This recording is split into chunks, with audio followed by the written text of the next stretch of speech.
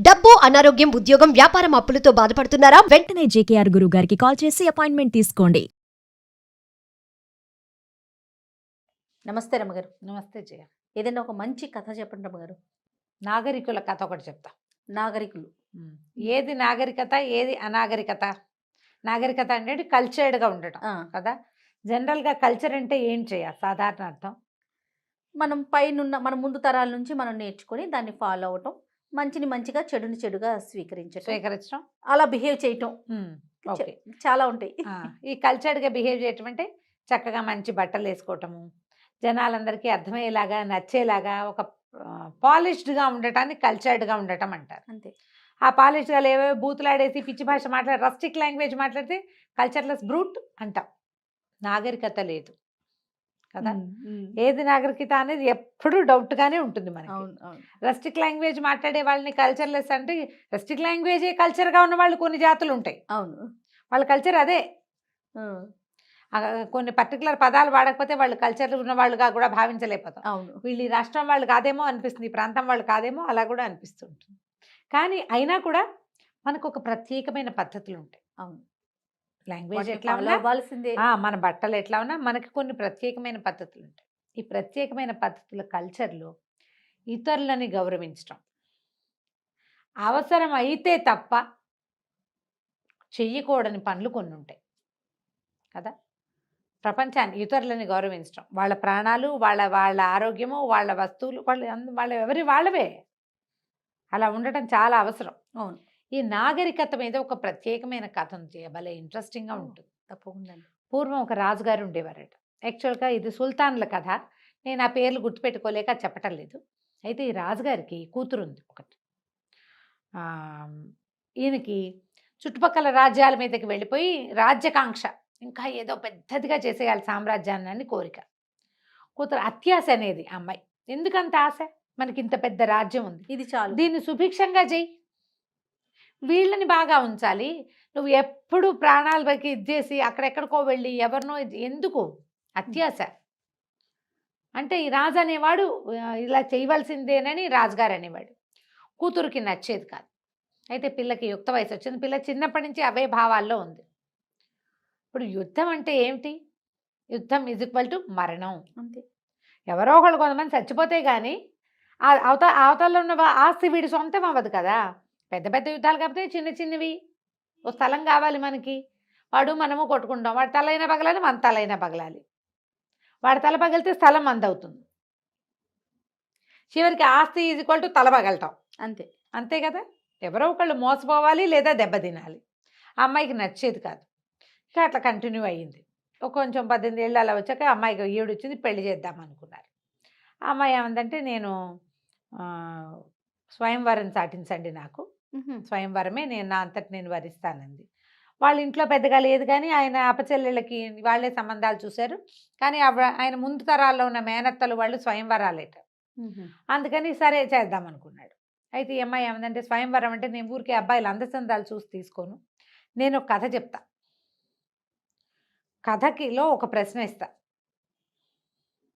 ప్రశ్నకి సరైన సమాధానం చెప్పిన వాడినే నేను వరిస్తాను. ఓహో. ప్రతి వాళ్ళు ఈ ప్రశ్న ఇస్తుందంటే ఏం అడుగుతుందో ఏం చెప్తుందోనని చాలామంది తప్పించుకున్నారు. స్వయంవరం చాటిచ్చారు. రాజకుమారి వేసే ప్రశ్నకి సమాధానం చెప్పగలిగే రాజకుమారుడు ఎవరైనా ఉంటే ఆ అమ్మాయిని వివాహం చేసి ఆస్తి ఇస్తాము అని. ఎవరు రాల. కొంతకాలానికి పొరుగు దేశంలో ఉన్న ఒక రాజకుమారుడు, సమరసింహుడో ఏదో, ఈ అమ్మాయి లావణ్యవతి, ఆయన సమరసింహుడు వచ్చాడు.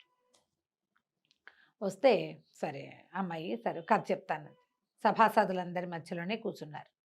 అమ్మాయి కూడా కొంచెం అంతఃపుర కన్య కాబట్టి ఏదో చిన్న దీని లాంటిది వేసి ఆడ కూర్చోబెట్టారు. కూర్చోబెడితే అమ్మాయి కథ చెప్తుంది, అందరూ వింటున్నారు, రాజుగారు అందరూ వింటున్నారు. ఏం చెప్పిందంటే, పూర్వం ఒక సుల్తాన్, ఒక రాజు ఉండేవాడు. ఆయన చాలా యుద్ధాలు చేసి చాలా రాజ్యాలని కొల్లగొట్టాడు, చాలా రాజ్యాలని సొంతం చేసుకున్నాడు. ఈ క్రమంలో ఆయన కొంచెం ఆటవిక జాతులు ఉన్న రాజ్యాల వైపు వెళ్ళాడు. వాళ్ళల్లో ఒక ప్రత్యేకమైన రాజు ఒక ఆయన ఉండేవాడు, ఔగ్రిస్ లాంటిది ఏదో ఒక చిత్రమైన పేరు, ఆటవిక రాజు. అతను వీళ్ళకి లొంగల.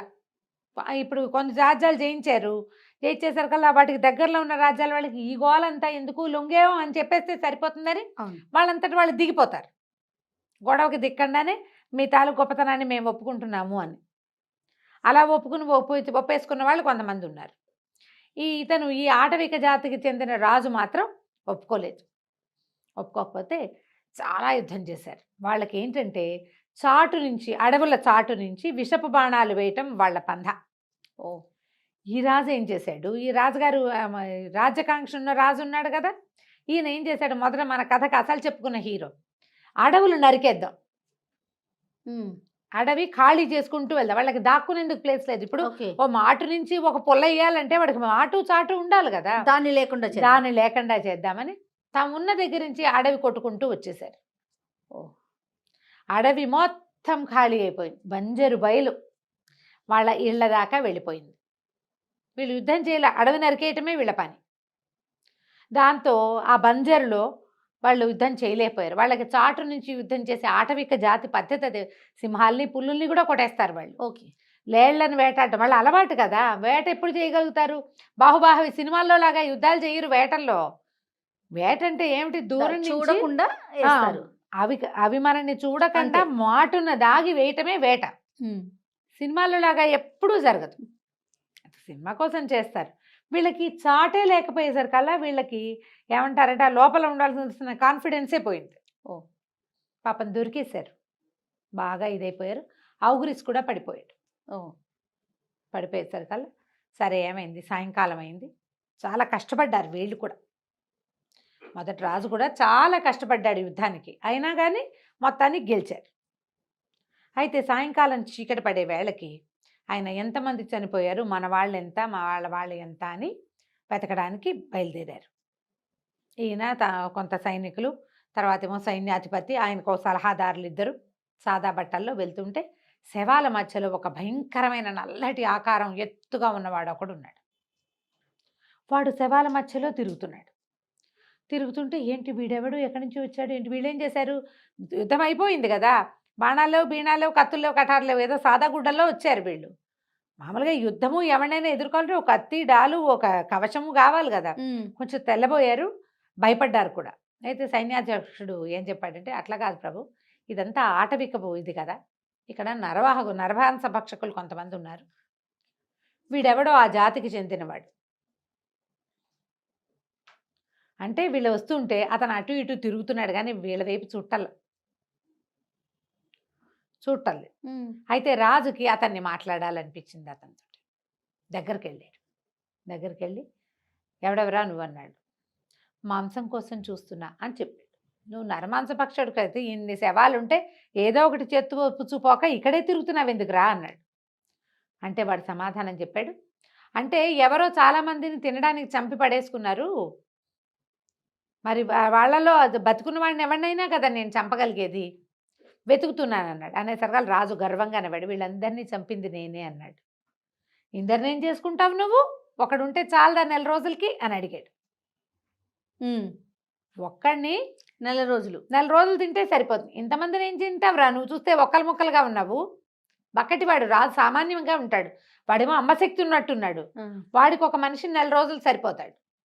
అనేసరికల్లా రాజు అన్నాడు, నేను రాజ్యం పెంచుకోవడానికి చాలా ప్రయత్నం చేశానంటే పక్కపక్క నవ్వాడు నరమాంస పక్షుడు. నవ్వి వెళ్ళిపోయాడు, ఒక్క శవాన్ని కూడా తీసుకెళ్ళాల, నడిచిపోయాడు. వాడు నడుస్తుంటే భూమి అదిరిపోతోంది, వీళ్ళు 10 మందికి భయం గొలిపించేంత ఉన్నాడు వాడు, ఒక్క శవాన్ని కూడా తీసుకోలే. నడిచి వెళ్ళిపోయాడు.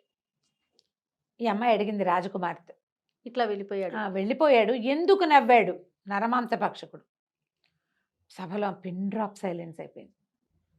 అందరికీ ఒక గుబులు, ఎలా ఒక యుద్ధ భూమి, అన్ని చచ్చిన శవాలు, వాటి మధ్య ఒక నరమాంస భక్షకుడు, ఒక రాజు వాడిని ఎదుర్కోవటం. మాట్లాడారు కదా, ఫైటింగ్ చేయలే. ఈ ప్రశ్నకి ఒక రకమైన దిగులు వచ్చేసింది, గుబుల్లా వచ్చిందనమాట. ఆ రాజకుమారుడు చెప్పాడు, ఈ అమ్మాయిని పెళ్లి చేసుకోవడానికి వచ్చినవాడు. సహజమే కదా, నరమాంస భక్షకుడైనా వాడు ఆకలిస్తే ఒక్క ప్రాణిని చంపుతాడు.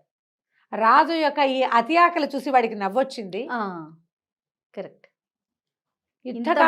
ఇంతమందిని పొట్టను పెట్టుకుని ఏం చేస్తావు, తినడానికి కూడా పనికొచ్చేది కాదు కదా ఇది. అందుకని నవ్వాడు. నరమాంస భక్షకులకి కూడా ఒక నీతి, ఒక నియమము ఉంటాయి. రాజ్యకాంక్ష ఒక ఉన్నప్పుడు ఒక సంస్కృతి ఉంటుంది వాడికి. దీనికోసం ఇది అని చంపాల్సి వస్తే ఆకలేసి ఆహారం దొరక్కపోతే మనిషినైనా చంపి తినాలి వాడు. అంతేగాని తోచక మనుషుల్ని చంపడు, ఆశకి మనుషుల్ని చంపడు. ఇదేమంటారు దీన్ని? అనాగరికులు ఎవరు ఇక్కడ? నాగరికత అంటే ఏమిటి? మంచి బట్టలు వేసుకోవటమా? మంచి బుద్ధిని కలిగి ఉండటం. ఎంత సంపాదిస్తే మనకు సరిపోతుంది? నరవంశ భక్షకుల కంటే ఎక్కువ కదా ఆస్తులు పెంచేవాళ్ళు. వాళ్ళే నయం మనకంటే. క్యానిబల్స్ చాలా నయం. ఈ ఆస్తులు పెంచి అక్కడ ఇక్కడ ఇక్కడ అక్కడ ఎందరో చావులు, ఎందరో దుఃఖానికి కారణమయ్యేటువంటి ఆస్తుల ఎక్వైరింగ్, ఇంకా సామ్రాజ్యాల్ని పెంచుకోవాలన్న ధోరణి, అదే అనాగరికత. దాంతో యువరాణికి చాలా నచ్చింది. నేను పెళ్లి చేసుకుంటాను. యువరాణికి ఆ పక్క దేశపు రాజకుమారుడికి పెళ్లి చేశారు. ఆ తర్వాత ఇక రాణిగారి యువరాణి యొక్క తండ్రి ఏనాడు యుద్ధం పేరెత్తల. కూతురు ఆయనకి తెలియచేసేసింది, ఇది అనాగరికత. నీకు ఎవడైనా నీ మీదకి యుద్ధం వస్తే వాడి కోసం నువ్వు ఫైట్ బ్యాక్ చేయటం కోసమే నువ్వు సమాయత్తం చేసుకో. రాజ్యకాంక్షతోటి ఇంతమందిని చంపద్దు. నీ శక్తి చూపించు, చావులకి కారణం అవ్వకూడదు నువ్వు. ఎంత మంచి ఆలోచన చూడు. సూపర్. కథ కంచికి మనం ఇంటికి. చాలా బాగుంది రమ్మగారు. సూపర్. నమస్తే. నమస్తే.